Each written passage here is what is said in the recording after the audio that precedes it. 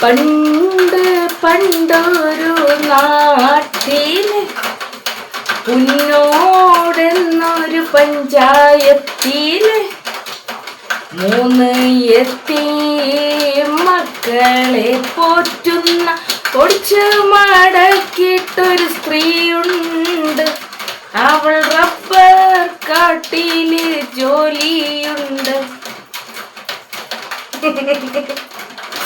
എനിക്ക് വയ്യടേ, എനിക്ക് വയ്യ.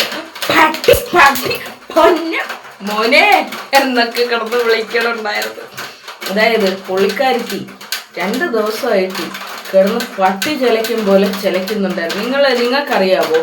അതായത് ഈ പട്ടികളുടെ മുമ്പിൽ പട്ടി ഒരു ഇരയെ കണ്ടു കഴിഞ്ഞാൽ പട്ടി വെക്കുന്ന ഒരു വെപ്പുണ്ട്. അതായത് 2 പല്ല് ഇങ്ങനെ കടിച്ചു പിടിച്ചു എന്നൊരു സൗണ്ട് വയ്ക്കും. ആ ഒരു സൗണ്ട് എൻ്റെ പൊന്നു മക്കളെ ഞാൻ 2 മണിക്കൂർ കേട്ട്. 2 മണിക്കൂറല്ലല്ലോ, 30 മിനിറ്റ് കേട്ട്. 30 മിനിറ്റ് എന്ന് എന്താ പറയാ. സത്യത്തിൽ ഈ അതവിടെ നിൽക്കട്ടെ. അല്ല, ഈ പുള്ളിക്കാരത്തി മുമ്പൊരിക്കെ എന്നെ വെല്ലുവിളിച്ചിട്ടുണ്ടായിരുന്നു. നിങ്ങൾക്കതറിയാവോ? എന്റെ മക്കൾക്ക് 3 വാപ്പമാരുണ്ടെങ്കിൽ കൊണ്ടുപോയി. എന്റെ തൊണ്ട വേദനെടുക്കണേ. എനിക്ക് അവളെ പോലെ സംസാരിക്കാൻ പറ്റില്ല. ഞാൻ ഭയങ്കര മിമിക്രി ആർട്ടിസ്റ്റൊക്കെ ആണ് എന്നാണ് എല്ലാവരും പറയണത്. പക്ഷെ അവളെ സൗണ്ട് എടുത്താൽ പിന്നെ ഒന്നും സംസാരിക്കാൻ പറ്റൂല. അപ്പൊ പുള്ളിക്കാരത്തി എന്നെ വെല്ലുവിളിച്ചിട്ടുണ്ടായിരുന്നു. എന്റെ മക്കൾക്ക് 3 വാപ്പന്മാരാണെങ്കിൽ കൊണ്ടുപാടി. മോളെ ഒരാള് വന്നിട്ടുണ്ട് മോളെ, ഒരാള് രംഗത്ത് വന്നിട്ടുണ്ട് മോളെ. ഒരാള് രംഗത്ത് വന്നപ്പോ തന്നെ നിന്റെ അവസ്ഥ ഇത്. പിന്നെ ഒരാള് ജീവനും കൊണ്ട് ഓടിയേ. ജീവനും കൊണ്ട് അവന്റെ ജീവനും കൊണ്ട് തീർന്ന് കാലിയായി. നിന്നെ പേടിച്ചിട്ട് അവൻ അങ്ങനെ ചെയ്തല്ലോ എന്ന് ആലോചിക്കുമ്പോഴാണ്. പിന്നെ ഇനി ഒരുത്തൻ അവനെ ഞങ്ങൾ കൊണ്ടുവരും. അപ്പൊ എന്തായാലും ഈ പുള്ളിക്കാരൻ രംഗത്ത് വരാനുണ്ടായ റീസൺ എന്ന് പറയുന്നത് വളരെ വലിയൊരു റീസൺ തന്നെയാണ്. പുള്ളിക്കാരൻ്റെ മകളെ സേഫ് ആക്കാൻ വേണ്ടിയിട്ടാണ് പുള്ളിക്കാരൻ വന്നത്. എന്നിട്ടും ഈ സത്യത്തിൽ ഇവരൊക്കെ എന്തുകൊണ്ടാണ് രംഗത്ത് വരാത്തത് പറഞ്ഞുതരാം. അതായത് ഇവര് രംഗത്ത് വരാൻ തയ്യാറായാൽ ഉടൻ തന്നെ ഇവൾക്ക് ഒരു പൊരുത്ത നാടകമുണ്ട്. ഇക്കാ, എൻ്റെ പൊന്നിക്കാ, എൻ്റെ മക്രുമോള്, ഇക്കാ, നമ്മുടെ മുത്തുമോൻ, ഇക്കാ ചോറ് കഴിച്ചോ ഇക്കാ? നാട്ടുകാരോടൊന്നും പറയല്ലേ ഇക്കാ? എനിക്ക് യൂട്യൂബ് വഴി 40,000 രൂപ ശമ്പളം ഉണ്ട് ഇക്കാ. നമ്മളെ മുത്തുമോൻ ആരും അറിയണ്ട. മുത്തുമോനെ വളർത്തുന്നതല്ലേ ഞാൻ. നമുക്കൊന്നിച്ച് ജീവിക്കാം, ആരും അറിയണ്ട എന്നൊക്കെ പറഞ്ഞുകൊണ്ട് അണ്ടർവേൾഡ് ഇപ്പം പിന്നെ ബന്ധം തീർത്ത പുരുഷന്മാരെന്ന് പറയുന്നത്, ബന്ധം തീർത്ത ഭർത്താക്കന്മാരെന്ന് പറയുന്നത് എന്താ? അന്യപുരുഷന്മാരല്ലേ? അപ്പൊ അന്യപുരുഷന്മാരായിട്ടുള്ള ഈ എക്സ് ഭർത്താക്കന്മാരോട് ഒരു പൊരുത്തം ചോദിക്കലുണ്ട്. ഇടയ്ക്കിടയ്ക്ക് രാത്രിയൊക്കെ ആകുമ്പോഴത്തേക്ക് ഒരു പൊരുത്തം ചോദിക്കലുണ്ടല്ലോ മോളെ. അങ്ങനെ പൊരുത്തം ചോദിക്കും. അപ്പൊ ഈ പൊരുത്തം ചോദിക്കുമ്പോൾ ഇവരും വിചാരിക്കുന്നത് എന്തായാലും നമ്മളെ മക്കളെ ഉമ്മയല്ലേ എന്ന് പറഞ്ഞിട്ട് ഇവര് പിന്നെ രംഗത്ത് വരാൻ വേണ്ടിയിട്ട് നിൽക്കൂല. ഇനി എങ്ങാനും ഈ പറഞ്ഞതുപോലെ കള്ളു കുടിച്ചിട്ട് ഒരു അരിശത്തിന്റെ പുറത്ത് ഇവന്മാര് രംഗത്ത് വന്നെന്ന് വെച്ചോ, എൻ്റെ പൊന്നു മക്കളെ, അപ്പൊ തന്നെ പോലീസ് സ്റ്റേഷനിൽ ഓടും. കുടുകുടുകുടുകൂടാന്ന്. ഓ, ആ അസ്ഥിപഞ്ജരം പോലത്തെ ബോഡിയും കൊണ്ട് ഇത് ഓടണ ഒരു ഓട്ടം ഉണ്ട് മക്കളെ. എന്തിനുണ്ടല്ലോ ആ ശരീരത്തെന്നാണ് ഞാൻ ഇങ്ങനെ ആലോചിക്കുന്നത്. ഒന്നുപോലത്തെ ഒരു സാധനം. അതായത് നമ്മൾ ഈ ഒന്നെഴുതും പോലത്തെ ഒരു സാധനം. ലോകത്തുള്ള സർവത്ര മനുഷ്യരെയും അപമാനിക്കുന്ന ഇവൾ ഇരിക്കുന്നത് എങ്ങനെയാണ്? ഒന്നുപോലെ. പെണ്ണിനൊരു ഷേപ്പൊക്കെ വേണ്ടേടെ പെണ്ണ് എന്ന് പറയാൻ വേണ്ടിയിട്ട്. ഇത് ബംഗാളി പിച്ചക്കാരി. ഓ, ആ ബംഗാളി പിച്ചക്കാരിനെ അടുത്തിരുത്തിക്കൊണ്ട് ഈ പുള്ളിക്കാരൻ, അതായത് വേറൊരു വിഷയം പറഞ്ഞുതരാം. പുള്ളിക്കാരി 2 ദിവസം ഭയങ്കര മഴ അടയി ഡിസ്റ്റർബൻസ് ഉണ്ടാവുമെന്നോ. പുള്ളിക്കാരി 2 ദിവസമായിട്ട് അല്ലിക്കേനെ ചീത്ത വിളിപ്പിക്കാൻ വേണ്ടിയിട്ട് നോക്കും. അല്ലിക്കയാണെങ്കിൽ 2 കുപ്പി അകത്ത് പോയാലേ ബുദ്ധി വരുള്ളൂ. അപ്പം അല്ലിക്കയ്ക്ക് കുപ്പി വാങ്ങിച്ചു കൊടുക്കാത്തതുകൊണ്ട് തന്നെ അല്ലിക്ക വലിയ മൈൻഡ് ചെയ്തില്ല. അവസാനം ഇന്ന് വൈകുന്നേരം ആയപ്പോഴത്തേക്ക് കൊണ്ടുപോയി 2 കുപ്പി അടിച്ച് അണ്ണാക്കി കയറ്റി. അതിൻ്റെ ഒരു ഹാങ് ഓവർ ഒരു ലൈവിൽ തീർത്തിട്ടുണ്ട്. നിങ്ങളാരും കണ്ടില്ലെങ്കിൽ ഒന്ന് പോയി കണ്ടേക്ക്. അപ്പം അതിൽ പുള്ളിക്കാരൻ കുറേ കാര്യങ്ങൾ പറയണം. ഇവിടെ രസകരമായ ഒരു കാര്യം ഞാൻ പറയാം. കള്ള് കുടിച്ചിട്ടാണ് വന്ന് വീഡിയോ ചെയ്യുന്നത്. അന്നേരം അസ്സലാമു അലൈക്കും പറയാൻ വിട്ടു പോകൂലാടെ ഭയങ്കര ഈമാനാണ് കേട്ടോ. കള്ളു കുടിച്ചാലും നമ്മൾ ഈമാൻ വിട്ടൊരു കളിയില്ല. അങ്ങനെ അസ്സലാമു അലൈക്കും പറഞ്ഞിട്ട് റഹീമിന് കുറേ ഉപദേശമൊക്കെ കൊടുത്തിട്ടുണ്ടായിരുന്നു. എന്തായാലും റഹീം പിന്നെ തീരുമാനിച്ചിട്ട് തന്നെയാണ് റഹീം. അല്ല മോളെ, നമുക്ക് റഹീമിൻ്റെ 2 വോയിസ് കേൾക്കണ്ടേ മോളെ? മോളെ അതാണ് കിടിലും വോയിസാണ് എൻ്റെ മക്കളെ. ഒന്ന് കേക്കി നിങ്ങൾ കേട്ടാ.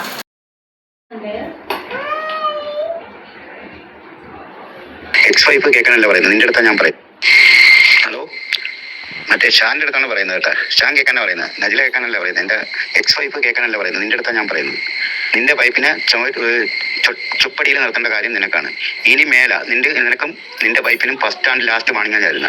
ഇനി എൻ്റെ കൊച്ചിൻ്റെയോ എൻ്റെയോ എൻ്റെ കുടുംബക്കാരുടെ പേരിൽ ഏതെങ്കിലും ഒരു വീഡിയോ ഇട്ട് കഴിഞ്ഞാൽ ഇതിനെല്ലാം പൊക്കിക്കൊണ്ടുവരും, നീ അകത്താവും. പറഞ്ഞു മനസ്സിലായല്ലോ? എന്തിനകത്താണെന്നറിയോ? വീഡിയോ എല്ലാം അവിടെ കിടപ്പുണ്ട്. എല്ലാം കൊടുത്തിട്ട് ഞാൻ കളി തുടങ്ങാൻ പോകുന്നേ ഉള്ളൂ. എന്നെ കളത്തിൽ ഇറക്കല്ലെന്ന് നിന്റെ ഇപ്പം നീ പാവാടവള്ളി തൂങ്ങി കിടക്കുന്നല്ലേ, അവളുടെ അടുത്ത് പറഞ്ഞു വിടും. മനസ്സിലായാലോ? റഹീമാണ് ഇത് കേട്ടാ. കളി എൻ്റെ അടുത്ത് ഇങ്ങോട്ട് ഇറക്കിക്കൊണ്ടല്ല കളി പഠിപ്പിക്കും. നീ കൊച്ചിനെ കൊണ്ട് പറയിപ്പിച്ചില്ലേ ഇവള്? അതിന് ഇപ്പം ആരാ ചെല്ലടിയിൽ പോയത്? ഞാനാടാ പോയത്. നീ അവളുടെ അടുത്ത് പറഞ്ഞു വിട്. എടീ നജില, ഞാനാണ് പോയത്. ഇപ്പം കൊച്ചു എവിടെ ഉണ്ട്? നിന്റെ അടുത്തുണ്ടോ? ഇപ്പം ഞാനാ ഇപ്പം ചെലവിന് കൊടുത്തോണ്ടിരിക്കുന്നത്. കൊടുക്കാൻ നീ സമ്മതിച്ചില്ല. നീ പറഞ്ഞു ഞാൻ മരിച്ചു പോകുമ്പോൾ കൊണ്ടുപോയത്. നിനക്ക് ഒരു ഭർത്താവ് ഞാൻ, അത് കഴിഞ്ഞിട്ട് പിന്നെ സനോബർ, അത് കഴിഞ്ഞിട്ട് പിന്നെ ഷംസുദ്ദീൻ, അത് കഴിഞ്ഞിട്ട് ഇപ്പം യവൻ, പിന്നെ ഇനി അടുത്തത് ആരെങ്കിലും കട്ടിലിൻ്റെ അടിയിൽ കൊണ്ടുവന്നതും അവിടെ ഇവിടെ കൊണ്ടുവന്നത് ചെലവിനുണ്ടെങ്കിൽ എനിക്ക് പറ്റൂല. ഞാൻ കൊച്ചിന് കൊടുക്കുമെന്ന് പറയുന്നത് നിനക്ക് എത്ര തവണ ഞാൻ തന്നിട്ടുണ്ടെടി? നീ എൻ്റെ ചോദിച്ചു പഠിച്ച് കഴിഞ്ഞ ഒരു 10 ദിവസം മുമ്പ് പോയപ്പോഴത്തേക്ക് റീചാർജ് പഠിക്കാൻ എന്നെ പിടിച്ചത്. അതുകൊണ്ട് എന്നെ കളത്തിൽ നീ ഇറക്കരുത്. അവനകത്താവും. നീ ഇവിടെ പാവാടി കൊള്ളുന്നുണ്ട്. നീ എൻ്റെ അടുത്ത് വെല്ലു വിളിച്ചു കഴിഞ്ഞാൽ പൊന്നു മോനെ, ഈ കൊച്ചിനെ കൊണ്ട് ഈ ചൈൽഡ് ലൈനിൽ ഞാനാ കൊടുത്തത്. നിങ്ങളല്ലേ കൊടുക്കുമെന്ന് പറഞ്ഞു. നീ കൊച്ചിനെ കൊണ്ട് പറയിപ്പിച്ചത്. ആ വീഡിയോ ആണ് ഞാൻ ഇട്ടേക്കുന്നത് കേട്ടാ. ഇനി 2-3 വീഡിയോ ഉണ്ട്. നീ കളി കുടിച്ചതും, നീ കൊച്ചിനെ ഉപദ്രവിച്ചതും, വീട് തള്ളി പൊളിച്ചതും, പിന്നെ കൊച്ചിനെ കുടവാൾ കൊണ്ട് ഓടിപ്പിച്ചതും, ഈ എവിടെ കഴുത്തിന് പിടിപ്പിച്ചതും എല്ലാം കൊണ്ട് കൊടുത്തിട്ട് ഞാൻ കൊണ്ടുപോകുന്ന എവിടെയെന്ന് അറിയോ? ഇവിടെ കല്ലമ്പലത്തോ പള്ളിക്കലോ ഒന്നുമല്ല. നീ കേട്ടോണം, ഈ നജിലായും കേട്ടോണം. ഞാൻ പോകുന്ന എവിടെയെന്ന് അറിയോ? ഇവിടെയാണ്. ഇപ്പോഴത്തെ ഗവൺമെന്റ് ഏതാണെന്നറിയോ? നിന്നെ തൂക്കിയകത്തിടും. നിന്നെ എവിടെ പോസ്കോ കേസിൽ ജാമ്യം കിട്ടാൻ എവിടെ ഉണ്ടല്ലോ, എവിടെ കുടുംബം വെക്കേണ്ടി വരും. എന്നെ കളത്തിൽ ഇറക്കിപ്പിടും. ഇനി ഒരു വീഡിയോ എൻ്റെ പേരിലോ, എൻ്റെ ഉമ്മയുടെ പേരിലോ, എൻ്റെ മഞ്ജുവിന്റെ പേരിലോ, എൻ്റെ വാപ്പാടെ പേരിലോ, എൻ്റെ ഈ മസറുവാടെ പേരിലോ നീയോ അതിന്റെ ഈ ചാനൽ ഇട്ട് കഴിഞ്ഞാൽ നിന്നെ ആട്ടപ്പടലും ഞാൻ പൊക്കും. ഇത് ഞാനാണ് പറയുന്നത്. നിനക്കറിഞ്ഞൂടാ ഈ ചാനൽ ഇടാ. ഞങ്ങളെ തയ്യാറി നിനക്കറിഞ്ഞൂടാ. എവിടെ അടുത്തുനിന്ന് പറഞ്ഞു കൊടുത്ത എൻ്റെ സ്വഭാവം അറിയാം. എന്നെ ഇറക്കരുത്. നീ ഇറക്കി കഴിഞ്ഞാൽ മൊത്തം തെളിവും കൊണ്ട് പോയിട്ട് നിന്നെ അവിടെ വന്ന് ഞാൻ തൂക്കും. ഇത് ഞാനാ പറയുന്നത്. റഹീം നജിലാടത്ത് ചോദിച്ചാൽ മതി, എന്നെ അറിയാം അവർക്ക്. ഇനി ഒരു കാര്യം കൂടെ പറഞ്ഞുതരാം. നീ കേൾക്കാത്ത കുറെ ചരിത്രങ്ങൾ കൂടെ ഞാൻ നജിലാടെയും കൂടെ കേൾക്കാൻ വേണ്ടി പറയുന്നത്. എന്നെ കൊണ്ട് യൂട്യൂബ് ചാനൽ തുടങ്ങി ഓപ്പൺ ആക്കാൻ നീ ഇടവരുത്തരുത്. കാര്യം എന്താണെന്നറിയോ? നിന്റെ ഫസ്റ്റ് ചരിത്രം തൊട്ട് ഞാൻ അങ്ങോട്ട് തുടങ്ങും. ഏത് ചാനലാണെന്നറിയോ? ഇനിയിപ്പോൾ മസറൂറ റഹീം എന്ന് പറഞ്ഞ ഒരു ചാനൽ അങ്ങോട്ട് തുടങ്ങാൻ പോകാൻ നീ ഇടവരുത്തരുത്. ഇത് നജിലാടത്താ പറയുന്നത്. പറഞ്ഞു മനസ്സിലായല്ലോ? നിനക്ക് മാത്രമേ ചാനൽ തുടങ്ങാൻ പറ്റുള്ളൂ. നിനക്ക് മാത്രമേ ഈ ചരിത്രങ്ങൾ പറയാൻ പറ്റും. കള്ളത്തരങ്ങളും നുണകളും. നിന്റെ പാവടകളി തുടങ്ങിയേക്കുന്ന അവൻ്റെ അടുത്തുണ്ടല്ലോ, അവൻ്റെ അടുത്ത് നീ നുണ പറഞ്ഞുകൂടും. എൻ്റെ അടുത്ത് പറയരുത് നീ എൻ്റെ ചരിത്രം. നീ എൻ്റെ കൂടെ എത്ര വർഷം ജീവിച്ചടി? ഞാൻ എന്ത് ചെയ്തെന്നില്ല നിനക്ക് ഇതുകൊണ്ട് നീ ഓരോരുത്തന്മാരെ തിരഞ്ഞെടുത്ത് ഞാൻ ഗൾഫിൽ നിന്നതാണ് നീ കള്ളത്തരങ്ങൾ പറഞ്ഞു. ജമാഅത്തിൽ ഇവിടെ ഉണ്ട്. നീ ഇങ്ങോട്ട് അങ്ങനെയാണെന്നുണ്ടെങ്കിൽ നീ എന്നെ ഇവിടെ പൊക്കാൻ ഞാൻ 3 വർഷമായിട്ട് ഞാൻ ഇവിടെ നാട്ടിരിക്കും. എന്നാൽ ഞാൻ നിനക്ക് എന്തെങ്കിലും ചിലവ് തന്നില്ല. നീ എഴുതി വെച്ചത് സനാവറിനെ ഫേസ്ബുക്കിലൂടെ കണ്ടിട്ട് എൻ്റെ അടുത്ത് തലാക്ക് എനിക്ക് പിന്നെ വാട്സപ്പിൽ കൂടെ അയക്കാൻ പറഞ്ഞത്. നീ നോണ പറഞ്ഞിട്ട് ഈ വാട്സപ്പിൽ കൂടെ പ്രചരിപ്പിക്കുന്നു. എന്നാൽ നീ കളത്തിൽ ഇറക്കരുത്. ഞാൻ ഇപ്പം പറഞ്ഞത് കൊച്ചിനെ സേഫ് ആക്കിയിട്ടുണ്ട്. എൻ്റെ മോളായിട്ട് നിനക്ക് യാതൊരു ബന്ധം. നിനക്ക് ഇപ്പൊ വന്നൊരു മാപ്പിള ഉണ്ടല്ലോ പാവടാളി, ആ ഡ്രൈവറെ കൊണ്ട് അതും കൊണ്ട് നടന്നോണം. ഇനി മേല പറഞ്ഞിട്ടില്ല കൊച്ചിന്റെ ഫോട്ടോയോ എന്നെ കുറിച്ചോ നീ ആ വീഡിയോ ചെയ്ത് കഴിഞ്ഞാൽ മസറൂറ റഹീം എന്ന് പറഞ്ഞൊരു ചാനൽ ഇപ്പൊ ഓപ്പൺ ആവും. പറഞ്ഞു മനസ്സിലായല്ലോ? നീ അസ്തമിക്കാൻ പോകണം. നീ ഒന്നീ ആത്മഹത്യ ചെയ്യും കേട്ടാ. മനസ്സിലായല്ലോ? എന്നെ കൊണ്ട് ചെയ്യിപ്പിക്കരുത്. അതുമല്ല ഈ തെളിവുകളെല്ലാം കൊടുത്ത് ലവനകത്താവും. അതുകൊണ്ട് ഒന്നേ ഉള്ളു ചെയ്യാനുള്ളത്. ഒന്നീ യവനായിട്ട് നീ ജീവിക്കുക. മോളെ ആരും നീ നോക്കണ്ട. ഇത്രയും കാലം നീ നോക്കിയെന്നല്ലേ പറഞ്ഞു. നോക്കിയത് ആരോടെ? എൻ്റെ കൂടെ അല്ലല്ലോ നീ നോക്കിയത്. നീ സനാവറിലൂടെ കൊച്ചിനെ കൊണ്ടുപോയത്, നീ ശംസുദ്ദീനിലൂടെ കൊച്ചിനെ കൊണ്ടുപോയത്, നീ പിന്നെ ഇപ്പൊ ഈ കട്ടിലിൻ്റെ അടിയിൽ നിന്ന് പിടിച്ച ഇവൻ്റെ കൂടെ കല്യാണം കഴിക്കാത്ത ഇവൻ്റെ കൂടെ പാവടലിയും തൂങ്ങി നടക്കുന്ന ഇവൻ്റെ കൂടെ കൊച്ചിനെ കൊണ്ടുപോയത്. അപ്പൊ ചിലവിനേണ്ട കാര്യം എനിക്കില്ല. മനസ്സിലായല്ലോ? അപ്പൊ എന്നെ കളത്തിൽ നീ ഇറക്കരുത്. ഇറക്കിയാൽ നിനക്കറിയാലോ എൻ്റെ സ്വഭാവം. ഞാൻ ഇതെല്ലാം കേട്ടിട്ടേ ഇരിക്കുന്ന എന്തുകൊണ്ടല്ലോ നിന്നൊരു പിടിവെള്ളി കിട്ടണം. നിന്നെ കണക്ക് ഈ വാർത്ത അടിക്കുന്നതല്ല ഞാനെന്ന് നിനക്ക് പണ്ടേ അറിയാലോ. അതുകൊണ്ട് എന്നെ കൊണ്ട് ഇറക്കിക്കുക. പിന്നെ ഒരു കാര്യം കൂടെ, അവളെ സേഫ്റ്റിയാണ്, എൻ്റെ മോളെ സേഫ്റ്റിയാണ് ഞാൻ നോക്കുന്നത്. കണ്ടവന്മാരുണ്ട്, പിന്നെ മക്കളെ കാര്യം എനിക്ക് നോക്കേണ്ട കാര്യം ഞാൻ പൊതുവായിട്ട് പറയാണ്. എനിക്ക് എന്തിനാ നോക്കേണ്ട കാര്യം? ഇവിടെ ഒന്ന് കെട്ടി, എൻ്റെ കൂടെ ആദ്യമായിട്ട് കെട്ടിയത്. അവള് എൻ്റെ അടുത്ത് പറഞ്ഞ് ബന്ധം തീർത്ത എനിക്ക് തലാക്ക് തന്ന എന്ന് പറഞ്ഞ് ഞാൻ ഗൾഫിൽ നിന്ന് തലാക്ക് വെച്ച് സനോവറായിട്ട് കൂടി. അത് കഴിഞ്ഞിട്ട് എൻ്റെ മോളെ കൊണ്ട് സനോവറിൻ്റെ അടുത്ത് പോയപ്പോഴത്തേക്ക് അവനും ഒരു കൊച്ചുണ്ടായി. അപ്പോഴത്തേക്ക് എന്നെ വിളിക്കുന്നത് അവളാണ് വിളിക്കുന്നത്. അപ്പോൾ എൻ്റെ കൊച്ചിനെ ചിലവ് കിട്ടുമെന്ന് എനിക്ക് എന്തെങ്കിലും ഉറപ്പ്? അത് കഴിഞ്ഞ് 2 മാസം കഴിഞ്ഞ് അവൾ എൻ്റെ അടുത്ത് സ്ഥിരം സംസാരിക്കുമായിരുന്നു. അത് കഴിഞ്ഞ് 2-3 മാസം കഴിഞ്ഞപ്പോൾ പറഞ്ഞ് ഇവളുമായിട്ട് പ്രശ്നമാണെന്ന് പറഞ്ഞ് തൊളിക്കുടി പോകണമെന്ന് പറഞ്ഞ് അവിടെ വീട് വാഴിക്കണമെന്ന് പറഞ്ഞ് അതിൻ്റെ പൈസ അയച്ചിടാന്ന് പറഞ്ഞ് ഇവിടെ 5000 രൂപ എൻ്റെ അടുത്ത് ചോദിച്ചോളെന്ന് പറയുന്നത്. 5000 രൂപ അല്ല. അത് കഴിഞ്ഞിട്ട് പിന്നെ ശംസുദ്ദീനായിട്ട് കൂടി. ശംസുദ്ദീൻ എന്താ അവിടെ അവഹിതം, സനോവറിന് എന്താ എൻ്റെ വിസ്മയായിട്ട് അവഹിതം, പിന്നെ നിനക്കെന്തരാ ഷാൻ ഇപ്പം നീ ഈ ഇരിക്കുന്ന ഷാനിന് എന്തരാ അവനും അവഹിതം. എൻ്റെ പേരിൽ വല്ല അവഹിതം ഉണ്ടാടി? ഞാൻ നിന്നെ നല്ലടക്കല്ലേ നോക്കിയത്. എൻ്റെ പേരിൽ വല്ല അവഹിതം നീ പറയുന്നുണ്ടാ? നീ ഇപ്പം ആദ്യം സനോവറിനെ കെട്ടി വിസ്മയായിട്ട് അവഹിതം എന്ന് പറഞ്ഞ് എൻ്റെ അടുത്ത് വന്നു. രണ്ടാമത് പിന്നെ ഷംസുവിനെ കെട്ടി. മൂന്നാമത് ഷംസുവിനെ കെട്ടി പറഞ്ഞ് അവന് വീഡിയോ കോളിൽ ആ വീതം പറഞ്ഞ് അവൻ പോയി അവൻ എന്തായാലും ഇവിടെ ഭൂമിയിൽ ജീവിച്ചിരിപ്പില്ല എന്ന് പറഞ്ഞ് ഈ എൻ്റെ മോളെയും കൊണ്ട് അവൻ്റെ മോളാന്ന് പറഞ്ഞ് നീ കാണിച്ച് കുറേ പൈസ ഉണ്ടാക്കി. ഇതെല്ലാം ഞാൻ കണ്ടുകൊണ്ടിരിക്കുകയാണ്. പക്ഷേ ഇതിനൊക്കെ ഒരു പരിധിയുണ്ട്, കാലം തെളിയിക്കുമെന്ന് പറഞ്ഞു. പക്ഷേ നീ ഒരിക്കലും ഒതുങ്ങൂല. പക്ഷേ നീ ഇനി ഒതുങ്ങിയില്ലെന്നുണ്ടെങ്കിൽ പറഞ്ഞ് മനസ്സിലായല്ലോ. എന്നിട്ട് ഇപ്പം ഇവനെ കൊണ്ടുവന്നു, ഇവനും അവഹിതം, ഇവൻ അവിടെ കിടക്കുന്ന ബസ് സ്റ്റാൻഡിൽ പിന്നെ സരിതായിട്ട് ബന്ധം, പിന്നെ അതൊക്കെ നിന്റെ തെളിവിൽ നീ തന്നെ പറയുന്നുണ്ട്. കൊച്ചിനെ ഉപദ്രവിച്ചതും ഓടിയതും നീ കിടന്ന് നിലവിളിച്ചതും എല്ലാം പറയുന്നുണ്ട്. പിന്നെ ബസ് സ്റ്റാൻഡിൽ കിടക്കുന്നത്, പിന്നെ കുറേ ആലുവയിൽ കിടക്കുന്ന കുറേ ആന്റിമാരായിട്ടുള്ള ബന്ധം, ഇതെല്ലാം പറയുന്ന അവഹിതം. എൻ്റെ വല്ല അവഹിതം ഉണ്ടാടി? നീ നല്ലോണം ജീവിച്ചു തന്നെ. അതാ പറഞ്ഞു, ഒന്നില്ല നീ തുടങ്ങി കഴിഞ്ഞാൽ ഇനി തുടങ്ങൂല. നീ ഇതും പറയും, നീ എഴുതി വെച്ചോ. നീ ഇപ്പൊ ഇവന്റെ കൊച്ചിനെ പ്രസവിച്ചു കഴിഞ്ഞാൽ 3 മാസം നീ നിലനിൽക്കൂല. ഇത് റഹീമ പറയുന്നത്, എഴുതി വെച്ചോ. അത് ഞാൻ കാത്തിരുന്ന കഴിഞ്ഞാൽ ഇനി ഇത്ര കാലം നീ വളർത്തി എന്ന് പറയുന്നത്. നീ എന്തിനു വളർത്തി? നീ എന്തിനാ വളർത്തിയത്? കൊച്ചുങ്ങളെ നീ കൂടെ ഇരുത്തിയിട്ട് കുറെ പൈസ ഉണ്ടാക്കി നീ നിലനിൽപ്പായപ്പോൾ നിനക്ക് കുറെ ഇതായിപ്പോയി. അതുകൊണ്ട് കൊച്ചു എവിടെയാണ് ഞാൻ ഇപ്പൊ കളത്തി. എന്നെ കൊണ്ട് ഇനി ഇറക്കിപ്പോയിരുന്നു. നിന്റെ ഊപ്പാട് ഞാൻ വരുത്തും. പറഞ്ഞല്ലേ? പറഞ്ഞ മനസ്സിലായല്ലോ. ഇതെല്ലാം തെളിവുണ്ട്. ഞാൻ ഇത് കൊടുക്കാത്ത എന്തുകൊണ്ടാണെന്ന് അറിയാം. ഇതായത് കൊച്ചുങ്ങളാണ്. കൊച്ചുങ്ങൾ നാളെ വളർന്നു വരുമ്പോഴത്തേക്ക് അവർ നീ വീട്ടിനകത്തിരുന്നല്ലേ വീഡിയോ ചെയ്യുന്നത്. ആ കൊച്ചുങ്ങൾ ഇറങ്ങി പോകുമ്പോൾ പറയും നിന്റെ വാപ്പാരടി. അത് പിന്നെ ആദ്യം റഹീം, പിന്നെ ആര്, പിന്നെ സനോഫർ, ഇപ്പൊ ആരടി, ഇപ്പൊ ശംസുദ്ദീൻ, അത് കഴിഞ്ഞിട്ട് ഇപ്പൊ ഷാൻ. ഇപ്പൊ നാളെ ആ കൊച്ചുങ്ങൾ പഠിക്കുമ്പോഴത്തേക്ക് നിനക്ക് വല്ല ബോധം ഉണ്ടടി. പോത്തിന് എന്തൊരു ഏത്തവാഴ എന്ന് പറഞ്ഞ നിനക്ക് വല്ല കുഴപ്പമില്ല. നീ സ്വന്തമായിട്ട് ഇപ്പൊ ഒരു മോനുണ്ടല്ലോ, അല്ലെങ്കിൽ ഗർഭിണിയെ മോളെ എന്തൊരായിക്കോട്ടെ അതിനെ കൊണ്ട് വളർത്തിയിട്ട് അടങ്ങി ഒന്നി അവിടെ നിന്നോണം കേട്ടാ. പറഞ്ഞ മനസ്സിലായി. ഇനി എന്റെ കൊച്ചിന്റെ വീഡിയോയോ ഫോട്ടോയോ എന്നെ കുറിച്ചോ എന്റെ കാര്യങ്ങളോ പറഞ്ഞ് നീ ഒരു കാര്യത്തിലും വീഡിയോ ഇടാൻ പറ്റില്ല. തൂക്കും ഞാൻ. തൂക്കും എന്ന് പറഞ്ഞാൽ മൊത്തത്തിൽ തൂക്കും. ഇത് റഹീമ പറയുന്നത് കേട്ടല്ലോ. അപ്പൊ ഈ വോയിസില് പുള്ളിക്കാരൻ പറയുന്ന ഒരു കാര്യം എന്ന് പറയുന്നത് ഒറ്റ കാര്യമാണ്. അതായത് അയാളുടെ മകള് ചില പ്രയാസങ്ങൾ നേരിടേണ്ടി വന്നു. അത് അമ്മമ്മ തള്ളയുടെ അടുത്തും ഉപ്പാന്റെ അടുത്തും നിന്ന് പറഞ്ഞപ്പോൾ അവര് നേരെ ഇവരുടെ ഈ ഉപ്പാനെ വിളിച്ചു. പെൺകുട്ടിയുടെ ഉപ്പാനെ വിളിച്ച് കാര്യം പറഞ്ഞു. പെൺകുട്ടിയുടെ ഉപ്പ എടാ അതാണ് പറയണത്, 100 വാപ്പ ചമഞ്ഞാലും പെറ്റ വാപ്പ ആവൂല, ഉണ്ടാക്കിയ ആളാവൂല. അപ്പൊ ഈ ആളെന്ത് ചെയ്ത് അത് ചൈൽഡ് ലൈനിനെ അറിയിച്ചു, പഞ്ചായത്തിനെ അറിയിച്ചു, അറിയിക്കാനുള്ള എല്ലായിടത്തും അറിയിച്ചു. കുട്ടിയെ സേഫാക്കി. ഈ കുട്ടിയെ സേഫാക്കിയത് പുള്ളിക്കാരൻ അങ്ങോട്ട് പിടിച്ചില്ല. കാരണം പുള്ളിക്കാരൻ വേറെ കുറേ ഇമാജിൻ ചെയ്ത് കുറേയൊക്കെ സെറ്റ് ചെയ്ത് ഇങ്ങനെ വെച്ചേക്കായിരുന്നു. അപ്പോൾ പുള്ളിക്കാരൻ്റെ കയ്യിൽ നിന്ന് ഇങ്ങേരി എടുത്തോണ്ട് പോയി രക്ഷപ്പെടുത്തി എന്നുള്ള വെപ്രാളത്തിൽ പുള്ളിക്കാരൻ ഒരുപാട് കാര്യങ്ങൾ ലൈവുകളിൽ ഇരുന്നുകൊണ്ട് പറയുന്നുണ്ട്. അതായത് നിങ്ങളൊന്ന് ആലോചിക്കണം, ഒരു പെറ്റുമ്മാൻ്റെ മുമ്പിൽ വെച്ചിട്ട് ആ കുട്ടി നന്നാവൂല, ആ കൊച്ചു നശിക്കും എന്ന് പറയുമ്പോൾ നമ്മളൊക്കെ ആണെങ്കിൽ പറയണവൻ്റെ അണ്ണാക്കിൽ നമ്മൾ കത്തി കുത്തി കയറ്റിയത്. ഇവളോടത്ത് അടുത്തിരുന്ന അങ്ങനെയല്ല. സ്വന്തം കുഞ്ഞിന് 12 വയസ്സ് മാത്രമേ പ്രായമുള്ളൂ. അപ്പം ഇതില് ഇപ്പൊ റഹീം പറഞ്ഞ ഒരു കാര്യമുണ്ട്, ഒരു കറക്റ്റായിട്ടുള്ള ഒരു പോയിന്റ് അയാൾ പറഞ്ഞിട്ടുണ്ട്. അതായത് എൻ്റെ കൊച്ചിനെ നീ ആ മരിച്ചു പോയവന്റെ കൊച്ചായി ചിത്രീകരിച്ച് കുറേ പണം നാട്ടുകാരെ ഇന്ന് തട്ടി. ഇതാര് പറയുന്നതാണ്? ആ കൊച്ചിന്റെ സ്വന്തം ഉപ്പ. ഇവൾ നാട്ടുകാരെ കയ്യിൽ നിന്നും പണം തട്ടിയില്ല എന്ന് വാദിക്കുന്ന ആളുകളൊന്ന് കേൾക്കുക. സ്വന്തം കൊച്ചിന്റെ സന്ധ്യ വന്നിട്ട് പറയാണ്, നീ മരിച്ചുപോയ ഭർത്താവിന്റെ പേരും പറഞ്ഞ് എൻ്റെ കൊച്ചിനെ കാണിച്ച് നീ യത്തീമെന്ന് പറഞ്ഞിട്ട് നീ പണം വാങ്ങിച്ചു. അപ്പൊ നാട്ടുകാരെ നിങ്ങൾ യത്തീം മക്കൾക്ക് എന്ന് പറഞ്ഞു കൊടുത്തത് ആർക്കാണ്? തന്തയുള്ള ഒരു കൊച്ചിനാണ്. ആ തന്തയാണ് വന്ന് ചോദിക്കുന്നത്. ഇനി വേറൊരു കാര്യം ഇവർ പറയുന്നുണ്ട്. പണ്ടേ ഇവർ പറഞ്ഞ ഒരു കാര്യമുണ്ട്, ഈ വാപ്പന്മാരെ കയ്യിൽ നിന്ന് ഞാൻ ചെലവിന് വാങ്ങിച്ചിട്ടില്ല. തെളിവ് വയ്യടാന്നാണ് പറയുന്നത്. ലോകത്ത് ഒരു വാപ്പന്മാരും അവരുടെ മക്കൾക്ക് ചെലവിന് കൊടുത്തതിന്റെ തെളിവ് സൂക്ഷിക്കാറില്ല. ഇതാണ് അതിന്റെ സത്യം. ലോകത്ത് ഒരു വാപ്പന്മാരും അവരുടെ മക്കൾക്ക് ചെലവിന് കൊടുത്തതിന്റെ തെളിവ് സൂക്ഷിക്കാറില്ല. പക്ഷെ പുള്ളിക്കാരത്തി സൂക്ഷിക്കാറുണ്ട്. പുള്ളിക്കാരത്തി എത്ര ആളുകളുടെ എത്ര മക്കളെയാണ് പ്രസവിച്ചത് എന്നുള്ളത് സൂക്ഷിക്കാറുണ്ട്. അവന്മാരിൽ നിന്നൊക്കെ എഗ്രിമെന്റുകൾ എഴുതി ഒപ്പിട്ട് വാങ്ങിച്ചിട്ടുമുണ്ട്. അതായത് പുള്ളിക്കാരിക്ക് വേണ്ടുന്നത് പണം മാത്രമാണ്. എത്ര കൂടുതൽ വാപ്പമാരുണ്ടാകുന്നോ, എത്ര കൂടുതൽ കുട്ടികൾ ഉണ്ടാകുന്നോ, അത്രയും വാപ്പമാരിൽ നിന്ന് ഇവർക്ക് ചെലവിന് കിട്ടും. അപ്പൊ നിങ്ങളൊന്ന് ആലോചിച്ച് നോക്കണം. ഇവർ തന്നെ രാവിലെ ഞാനൊരു വീഡിയോ ഇട്ടിട്ടുണ്ട്. അതിൽ പറയുന്ന ഒരു കാര്യമുണ്ട്. പുള്ളിക്കാരത്തി പിന്നെ നാട്ടുകാരുടെ ലോലഹൃദയന്മാരായ ഇക്കാക്കന്മാരിൽ നിന്ന് ഇക്ക ചായ കുടിച്ചോ, ഇക്ക ചോറ് കഴിച്ചോ, ഇക്ക ഇത് പറയാതെ വയ്യ. എനിക്ക് അത്ര അരിഷ്ടമുള്ള ഒരു കാര്യമാണ് എന്ന് പറഞ്ഞിട്ട് അവന്മാരെ കയ്യിൽ നിന്ന് പണം വാങ്ങുന്നു, നാട്ടുകാരെ കയ്യിൽ നിന്ന്. ഇത് സദക്ക കിട്ടിയതാണ് എൻ്റെ മക്രുമോൾക്ക്. ഗൾഫിലെ നേഴ്സ് നൂറാത്ത എനിക്ക് സദക്ക തന്നാണ് 2 ലക്ഷത്തിന്റെ സ്വർണം. അപ്പൊ ഇനിയും ഒരുപാട് പേര് എൻ്റെ മക്രുമോൾക്ക് സ്വർണം ഹദിയ ചെയ്യണം കേട്ടോ എന്നും പറഞ്ഞുകൊണ്ട് നാട്ടുകാരെ പറ്റിച്ചത് വേറെ, ഇനി കുടുംബക്കാരെ പറ്റിച്ചത് ഇനി അതിൻ്റെ അപ്പുറം. പിന്നെ ഈ കാമുകന്മാരെ കയ്യിൽ നിന്നെല്ലാം ചെലവിന്, കൊച്ചുങ്ങളുടെ വാപ്പമാരെ കയ്യിൽ നിന്ന് ചെലവിന് ഇതെല്ലാം വാങ്ങിക്കുമ്പോഴും അയ്യോ ഒന്നുമില്ല, എൻ്റെ കയ്യിൽ ഒന്നുമില്ല, ഞാൻ പാപ്പരാണ്, എനിക്ക് 2 വർഷം കൂട്ടിമുട്ടിക്കാനായിട്ട് വയ്യ. പിന്നെ എങ്ങനെ ലക്ഷങ്ങൾ സമ്പാദിക്കാതിരിക്കും? അപ്പൊ റബ്ബർ കാട്ടി നല്ല ലക്ഷങ്ങൾ പിള്ള സമ്പാദിച്ചത് എവിടെ നിന്നാ?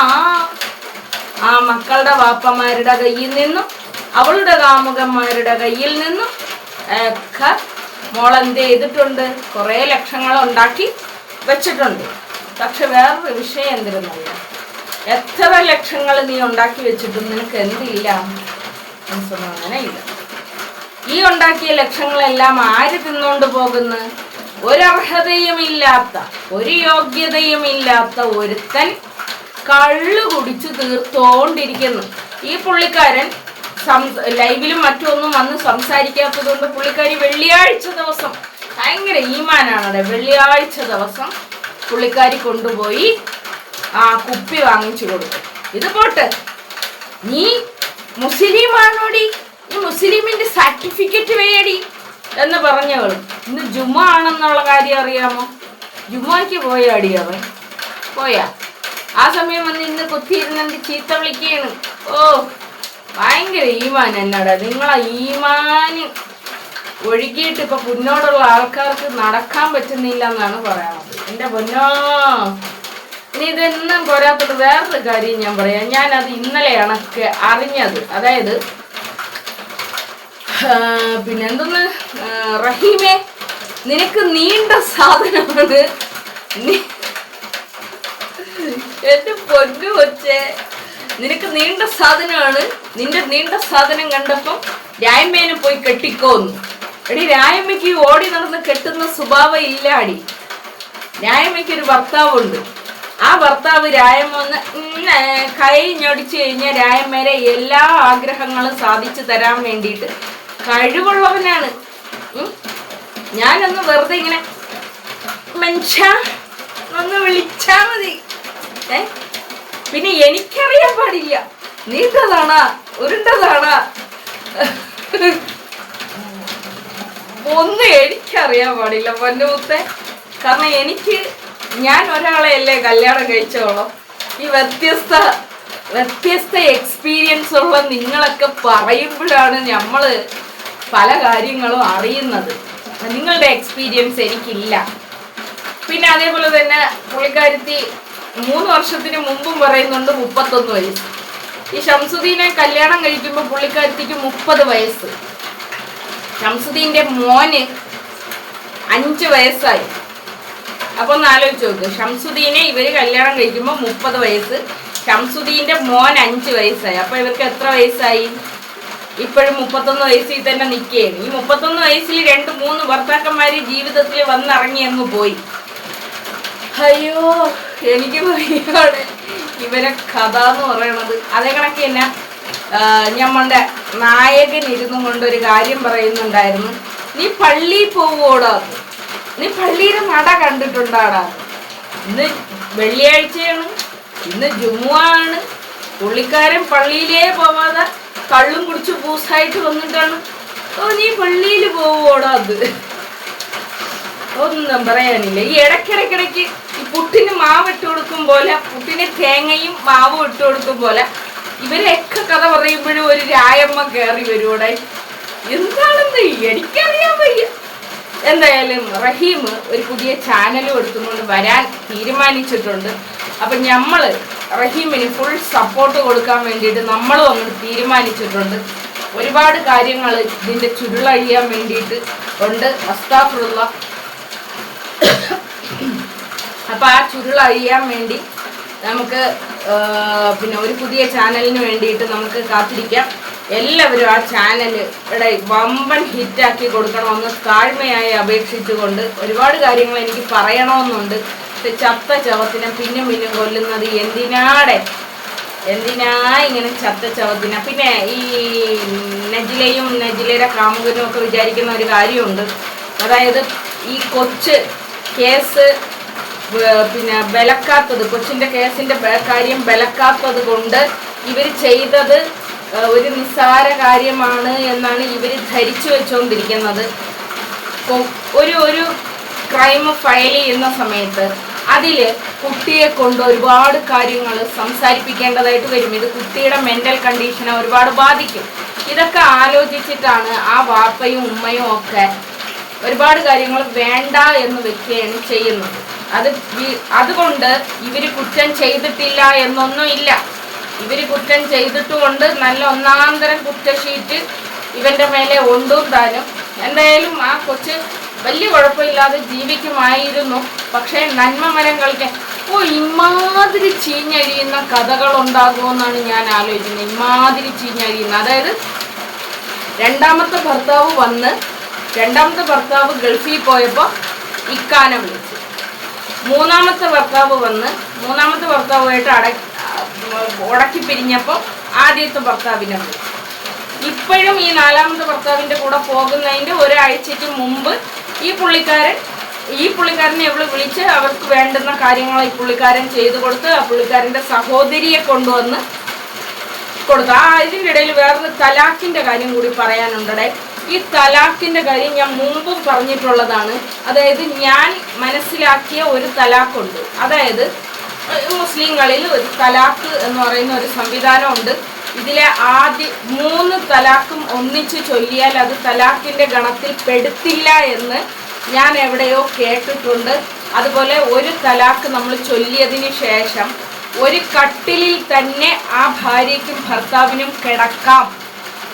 എത്രയോ മാസക്കാലം, 3 മാസക്കാലമാണെന്ന് തോന്നുന്നു. 3 മാസം ഒരു കട്ടിലിൽ ആ ഭാര്യയ്ക്കും ഭർത്താവിനും കിടക്കാം ഒരു തലാഖ് ചൊല്ലിയതിന് ശേഷം. അതായത് അവിടെ തന്നെ കിടക്കണം എന്ന് പറയുന്നതിൻ്റെ റീസൺ, ആ സമയത്ത് ഇവർക്ക് മനസ്സ് മാറിയാൽ ആ തലാഖ് സാധുവല്ല.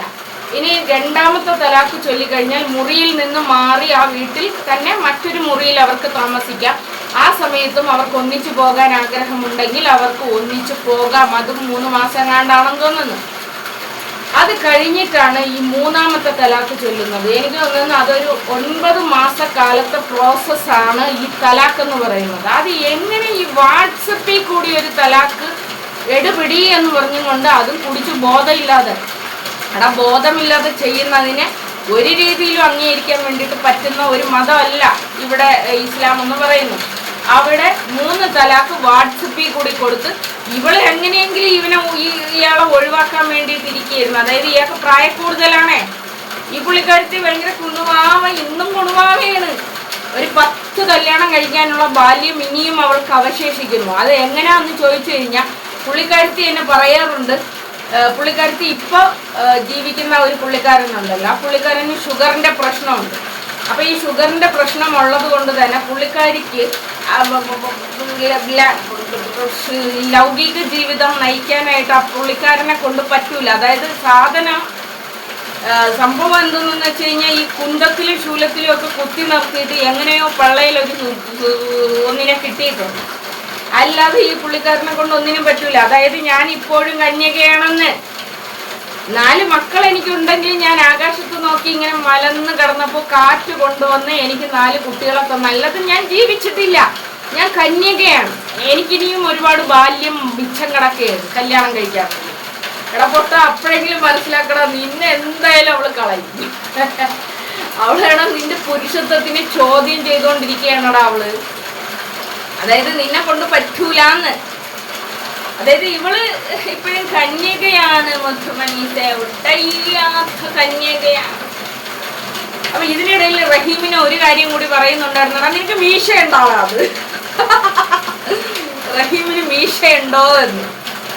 റഹീമിന് മീശയില്ലെങ്കിലും റഹീമിന് എന്തുണ്ടായിരുന്നു, 2 കുട്ടികളെ ഉണ്ടാക്കാനുള്ള കഴിവുണ്ടായിരുന്നു. എന്തായാലും 2 കുട്ടികളെ ഉണ്ടാക്കി.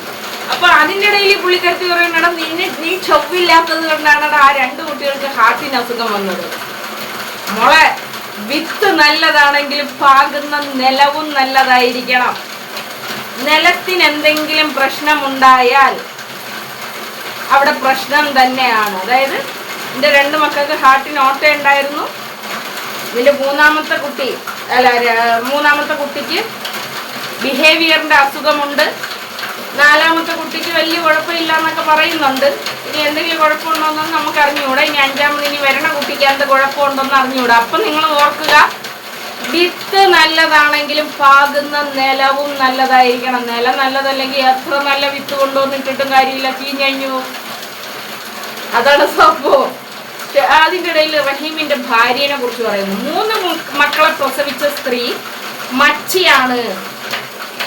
എടാ, നമ്മളെയൊക്കെ നാട്ടിൽ പ്രസവിക്കാത്ത ആളുകളെയാണ്, ഇപ്പം പെണ്ണുങ്ങളെയാണ് അങ്ങനെ പറയുന്നത്. അങ്ങനെ പറയാനും പാടില്ലാത്തതാണ്.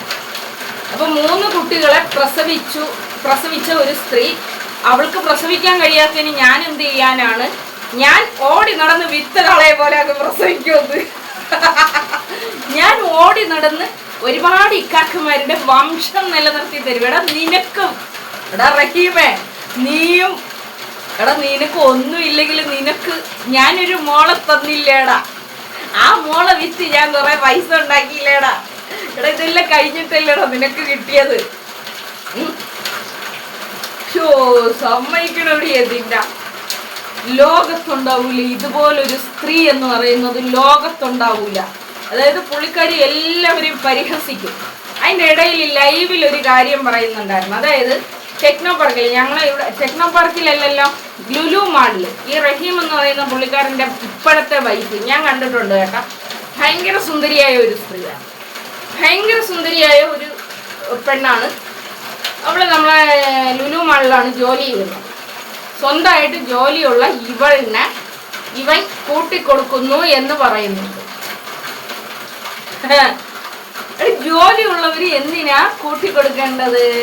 അതേ കണക്ക് ഒരു ഡയലോഗ് വേറെ, നിന്റെ ഭാര്യയുടെ ചെലവിലല്ലേടാ ജീവിക്കണേന്ന്. എന്റെ അല്ലിക്ക, നിങ്ങളൊരു ഉല്ലിക്ക എന്നെ. പിന്നെ അവൾ അങ്ങനെ പറയാനുള്ള റീസൺ എന്താണ് എന്ന് നിങ്ങളൊന്ന് ആലോചിച്ച് നോക്കണം. അതായത് റഹീമിന്റെ ഭാര്യ ജോലി ചെയ്യുന്ന പൈസയാണ് തിന്നുന്നത്. അല്ലിക്ക നെല്ലിക്ക എന്ന് പറയുന്ന പുല്ലിക്ക ഉണ്ടല്ലോ, പുല്ലിക്ക ഇവളുടെ ഭിക്ഷ തണ്ടുന്ന പൈസയാണ് തിന്നുന്നത്. അവിടെ 2 വ്യത്യാസം ഉണ്ടല്ലോ. അപ്പൊ റഹീമേ, നീ ഓർത്തോ, നിന്റെ ഭാര്യ എന്ന് പറയണ ജോലി ചെയ്യണ പൈസയിലടാ നീ തിന്നുന്നത്. എന്റെ പുല്ലിക്ക ഉണ്ടല്ലോ, ഞാൻ തെണ്ടുന്ന പൈസയാണ് തിന്നുന്നത്. മനസ്സിലായ? പിന്നെ അതിൻ്റെ ഇടയിൽ വേറെ എന്തോ കൂടി പറയുന്നുണ്ടായിരുന്നു. അയ്യോ, ഞാൻ ആലോചിച്ചിട്ട് പറയേ, മറന്നുപോയി. ഞാൻ ഇങ്ങനെ ആലോചിച്ചോണ്ടിരിക്കുകയായിരുന്നു, മറന്നുപോയി സംഭവം. നമുക്കിനിയും ഭൂമി ഇങ്ങനെ പരന്നൊഴുകി കിടക്കുകയല്ലേ, നമുക്ക് വിധി ഉണ്ടെങ്കിൽ വീണ്ടും കാണാം. എന്തായാലും അതിൻ്റെ ഇടയിൽ വേറൊരു കാര്യം കൂടി പുള്ളിക്കാരത്തി പറയുന്നുണ്ട്. പുള്ളിക്കാരത്തിയുടെ ഇഖാനെ പിന്നെ ആര് കൊല്ലും? റഹീം കൊല്ലുമെന്ന്. റഹീമിന്റെ പേരില് അവിഹിതമില്ലേന്ന് റഹീം ചോദിക്കുന്നുണ്ട്. ഈ വോയിസിൽ റഹീം ചോദിക്കുന്നുണ്ട്, എനിക്ക് അവിഹിതമില്ലേടി എന്ന് ചോദിച്ചു. ഒരാളിനെ നമ്മൾ അവിഹിതമില്ലാതെ വിടുന്ന പരിപാടിയില്ല. ദാ അടക്കണേ. എടാ, നിന്റെ ഫോൺ ബുക്കില് നീ പെണ്ണുങ്ങളുടെ നമ്പരല്ലേടാ സൂക്ഷിച്ചത്? നമ്മൾ ഇക്കാക്കന്മാരെ രാത്രി കാലങ്ങളിൽ വിളിച്ച് ചോറ് കഴിച്ച, ചായ കുടിച്ച, തൂറിയ, തുമിച്ചാന്ന് ചോദിക്കും. അതൊന്നും തെറ്റല്ല. നമ്മൾ പല പിന്നെ പെണ്ണുങ്ങളുടെയും ഭർത്താക്കന്മാരെ കയ്യിൽ നിന്ന് ഭാര്യമാരറിയാതെ ഇറച്ചി വാങ്ങാനാണ്, മക്കൾക്ക് ഇറച്ചി വാങ്ങാനാണെന്നൊക്കെ പറഞ്ഞ് നിങ്ങളുടെ പണം വാങ്ങിക്കും. അതൊന്നും തെറ്റല്ല. പക്ഷെ നിനക്ക് ഞാൻ അവിഹിതം ഉണ്ടാക്കും. ഇവിടെ വേടാ, നിനക്ക് ഞാൻ അവിഹിതം ഉണ്ടാക്കും. നിന്റെ ഫോൺ ബുക്കിൽ ആരെയൊക്കെ പേരടാ എഴുതിയിരുന്ന, അപ്പുറത്തെ വീട്ടിലെ ലില്ലി ചേച്ചിരത്, ഇപ്പുറത്തെ വീട്ടിലെ സൈനബാത്തേരത്, നിനക്ക് ഞാൻ അവിഹിതം ഉണ്ടാക്കിയില്ലെന്നാ. ഇപ്പൊ ഉണ്ടാക്കി തരാം. എത്ര എണ്ണം വേണോടാ? എന്റെ പൊന്നു മോളെ, അല്ലോ നിന്നെ സമ്മതിക്കാതെ വയ്യ എന്റെ പൊന്നു കൊച്ചേ. സത്യത്തിൽ നീ ഏത് യൂണിവേഴ്സിലുള്ളതാണ്? എനിക്ക് വയ്യ, എനിക്ക് ഉറക്കം വരുന്നു.